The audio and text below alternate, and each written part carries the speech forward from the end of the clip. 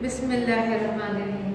अस्सलामुअलैकुम स्टूडेंट्स, आज के लेक्चर में हम लोग अपना न्यू टॉपिक स्टार्ट कर रहे हैं, फंडामेंटल ट्रिग्नोमेट्रिक आइडेंटिटीज। नाउ हम जो अपना टॉपिक है फंडामेंटल ट्रिग्नोमेट्रिक आइडेंटिटीज, उसमें हम जो डेरिवेशन है, कुछ आइडेंटिटीज हैं उनकी डेरिवेशन करेंगे। पहली जो आइडेंटिटी है वो है sin square theta plus cos square theta is equal to 1। It means कि हमारे पास जो भी एंगल होगा यहाँ पे sin square 45 degree plus cos square 45 degree is equals to 1। इसकी वैल्यू हमेशा क्या आएगी? 1 आएगी। तो इस तरह पहली जो आइडेंटिटी हम उसको वेरीफाई कर रहे हैं और उसको आपने याद करनी है। और ये आगे हमारे पास 15.3 में हमारे पास ये चीज़ें यूज होंगी आइडेंटिटीज, तो इसको हमने अच्छे तरीके से समझना है। डेरिवेशन की हेडिंग डलेगी, फिर हम लिखेंगे consider right angle triangle ACB with right angle at C and measurement angle A theta.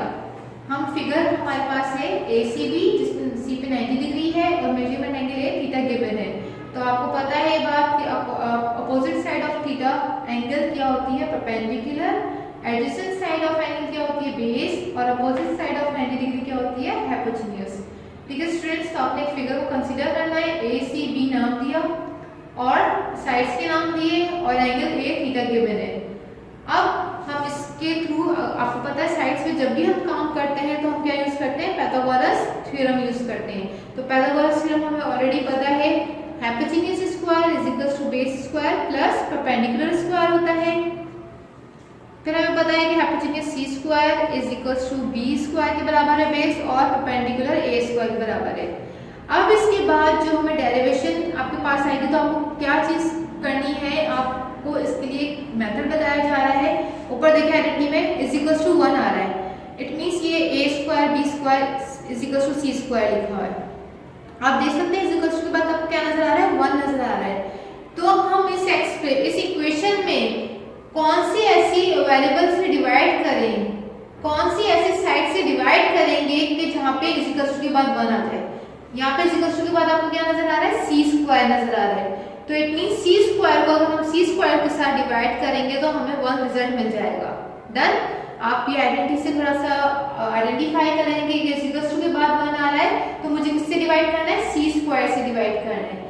ठीक है स्टूडेंट्स, ये बात आपको याद रखनी है। ठीक है, तो हमने पूरी इक्वेशन को C स्क्वायर के साथ डिवाइड किया, divided by C square on both side. C square divided by C square, B square को भी C स्क्वायर के साथ डिवाइड किया एंड प्लस A स्क्वायर को भी डिवाइड किया C स्क्वायर के साथ। अब आप देख सकते हैं दोनों कैंसिल होकर रिजल्ट 1 मिल गया। अब जो B square upon C square को मैंने किस तरीके से लिखा है? एक होल ब्रैकेट बनाया, स्क्वायर ऊपर कर दिया क्योंकि दोनों की पावर सेम है और B अपॉन C लिख दिया अंदर। इसी तरह प्लस स्क्वायर को हमने होल स्क्वायर बनाया और A अपॉन C अंदर लिख दिया। अब आप देखिए हमारे पास जो फिगर है उसमें B अपॉन C किसको शो कर रहा है? कौन से रेशियो को शो कर रहा है? तो B इज फॉर बेस और C फॉर इज हाइपोटेन्यूज। तो हमने पुट कर दिया B फॉर बेस और C फॉर हाइपोटेन्यूज। इसी तरह प्लस A किसको शो कर रहा है? परपेंडिकुलर, तो मैंने राइट कर दिया perpendicular upon hypotenuse. Now students 1 is equal to cos square theta plus sin square theta. We know that, हमें पता है कि बेस अपॉन किसके बराबर होता है? cos के, और परपेंडिकुलर अपॉन हाइपोटेन्यूज sin के इक्वल होता है। डन।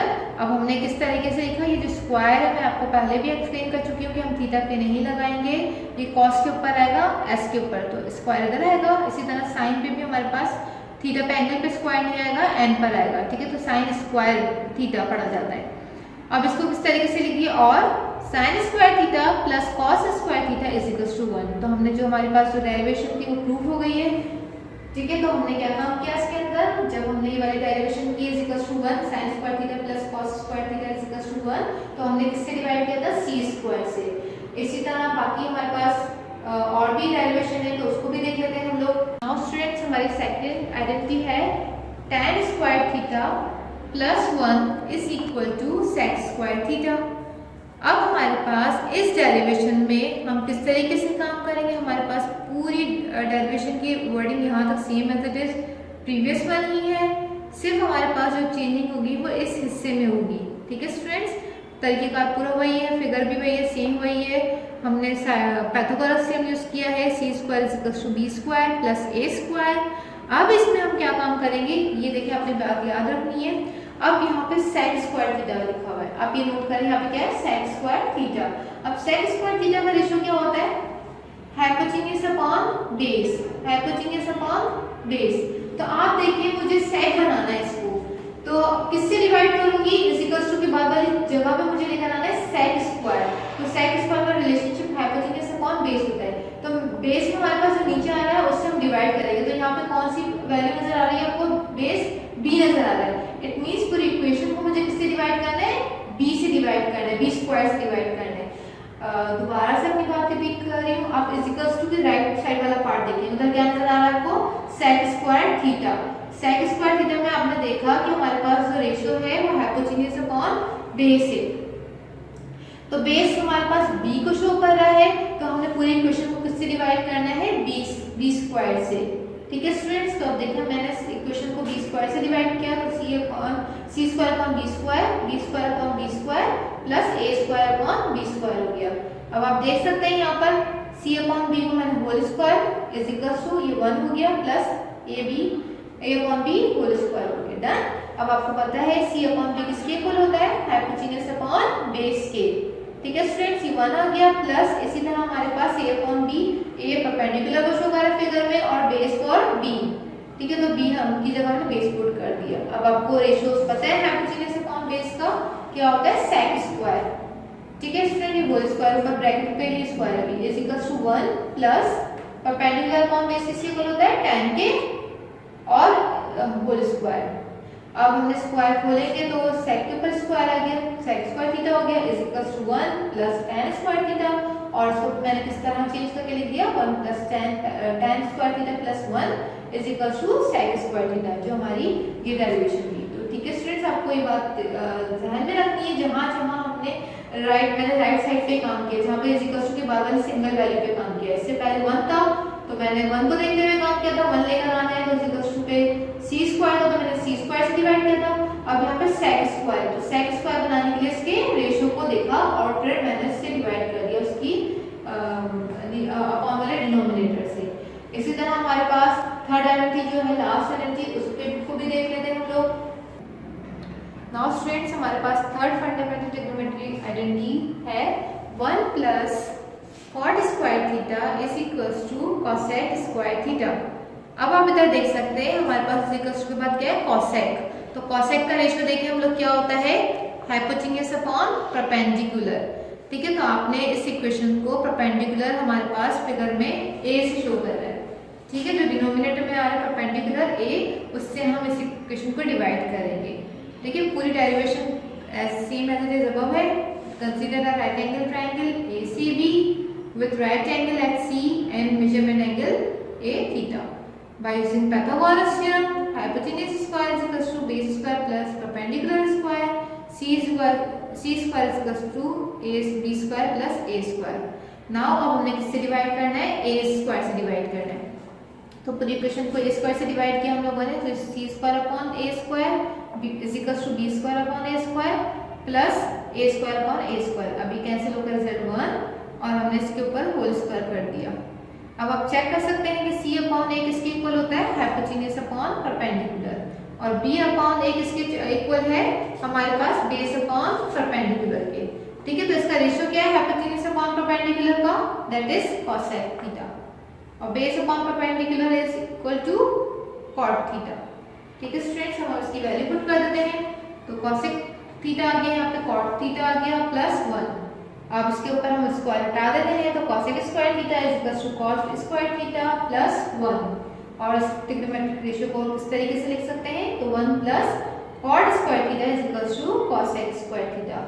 ठीक है स्टूडेंट्स, तो ये तीन आइडेंटिटीज हम लोगों ने पढ़ ली हैं। अब इसका एक दफा हम रिवाइज कर लेते हैं कौन कौन सी आइडेंटिटीज थी। नाउ स्टूडेंट्स, हम लोग के पास आइडेंटिटीज हैं जो हमने कौन कौन से ड्राइव किए, sin square theta plus cos square theta is equal to 1। अब इसमें से देखें कि हमारे पास जो हमने डेरिवेशन तो इस आइडेंटिटी की थी, लेकिन मैं इधर से चेंजिंग कर सकती हूँ। इट मींस sin स्क्वायर की वैल्यू इस आइडेंटिटी से निकाल सकती हूँ sin स्क्वायर थीटा की। कैसे, अब cos स्क्वायर थीटा से साथ प्लस वाला अगर क्या हो जाएगा माइनस, तो हम इस आइडेंटिटी से मजीद वैल्यूज निकाल सकते हैं डिफरेंट इसी तरह मैं साइन स्क्वायर के निकाल लिया, इसी तरह मैं कॉस स्क्वायर थीटा के भी निकाल सकती हूँ कि कॉस स्क्वायर थीटा किसके इक्वल होता है 1 माइनस साइन स्क्वायर थीटा के। ठीक है, तो ये आइडेंटिटी आपको याद होनी चाहिए और इसके अकॉर्डिंग ये वाली भी आपको पता होनी चाहिए कि sine square theta is equals to 1 minus cos square theta और cos square theta is equals to 1 minus sine square theta. Second identity हमने की थी tan square theta plus 1 is equals to sec square theta. अब इसमें से देखिए हमारे पास tan स्क्वायर थीटा की वैल्यू कैसे निकल सकती है, प्लस का 1 है, उधर जगह क्या होगा माइनस का 1, तो tan स्क्वायर थीटा किसके बराबर हो गया sec स्क्वायर थीटा माइनस 1 के। इसी तरह थर्ड वन, इससे ही हमने जो ड्राइव की है second one sec square theta minus ये tan स्क्वायर थीटा प्लस का, उधर जगह क्या होगा माइनस का, तो किसके बराबर हो गया 1 के, तो sec square theta minus tan square theta is equals to 1 के बराबर हो गया। Clear students? Now for last हमने की थी 1 plus cot square theta is equals to cosec square theta, ये तो cosec स्क्वायर थीटा की निकाल दी। अब इसी तरह अगर मैं जो cot स्क्वायर थीटा निकालना है तो कैसे निकालूंगी, प्लस का 1 है, उधर जगह क्या हो जाएगा माइनस का 1, तो cot square theta is equals to cosec square theta minus 1 के बराबर है। ठीक है, अब cot की निकाल ली, cosec की पहले से मौजूद है तो 1 किसके बराबर होगा, 1 को भी अगर मुझे निकालना तो 1 इज इक्वल्स टू, अभी देखिए cot इसके साथ cot स्क्वायर थीटा प्लस का है, उधर जगह क्या हो जाएगा माइनस का, तो cosec square theta minus cot square theta is equals to 1 के बराबर हो गया। तो आइडेंटिटीज आपको अच्छे तरीके से याद होनी चाहिए। आज का ये लेक्चर है जिसमें हम लोगों ने आइडेंटिटीज को ड्राइव किया है और इन आइडेंटिटीज को आपने अच्छे तरीके से याद करना है, समझ के याद करना है, ताकि आप जब नेक्स्ट एक्सरसाइज सॉल्व करेंगे तो उसमें ये आइडेंटिटीज यूज होंगी। तो आज का ये लेक्चर